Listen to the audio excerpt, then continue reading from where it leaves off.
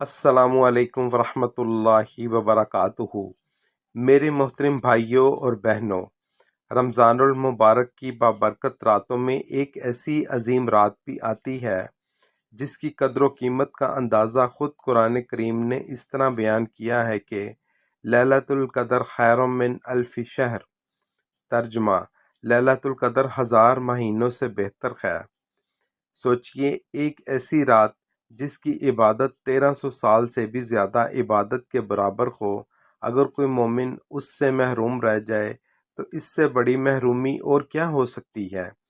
اسی لیے نبی کریم صلی اللہ علیہ وآلہ وسلم نے فرمایا، جس شخص نے ایمان کے ساتھ اور ثواب کی نیت سے لیلۃ القدر میں قیام کیا، اس کے پچھلے گناہ معاف کر دیے جاتے ہیں۔ لیکن ایک سوال اکثر دل میں پیدا ہوتا ہے، آخر ہم کیسے پہچانیں کہ کون سی رات لیلۃ القدر ہے؟ آئیے نبی کریم صلی اللہ علیہ وآلہ وسلم کی احادیث کی روشنی میں اس مبارک رات کی چند نشانیاں جان لیتے ہیں۔ پہلی نشانی، نبی کریم صلی اللہ علیہ وآلہ وسلم نے فرمایا کہ لیلۃ القدر کی صبح سورج اس طرح طلوع ہوتا ہے کہ اس کی تیز شعائیں نہیں ہوتی۔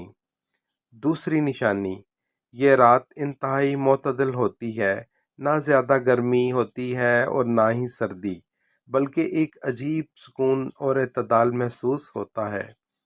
تیسری نشانی، بعض روایت میں آتا ہے کہ اس رات کا چاند نکلے تو ایسا محسوس ہوتا ہے جیسے بڑے تھال کا کنارہ ہو۔ چوتھی نشانی، یہ رات انتہائی صاف، روشن اور چمکدار ہوتی ہے، اور بعض اوقات اس رات بارش بھی ہو سکتی ہے۔ صحیح بخاری کی بعض روایت میں نبی کریم صلی اللہ علیہ وآلہ وسلم کا بارش والی رات میں سجدہ کرنا بھی مذکور ہے۔ میرے عزیز دوستو، یہ نشانیاں ہمیں اس مبارک رات کی عظمت کا احساس دلاتی ہیں، لیکن اصل کامیابی اس میں ہے کہ ہم رمضان کے آخری 10 راتوں میں عبادت، دعا اور استغفار کا اہتمام کریں۔ نبی کریم صلی اللہ علیہ وآلہ وسلم جب آخری عشرہ آتا تو راتوں کو جاگتے، اپنے گھر والوں کو بھی جگاتے اور عبادت میں مزید محنت کرتے تھے۔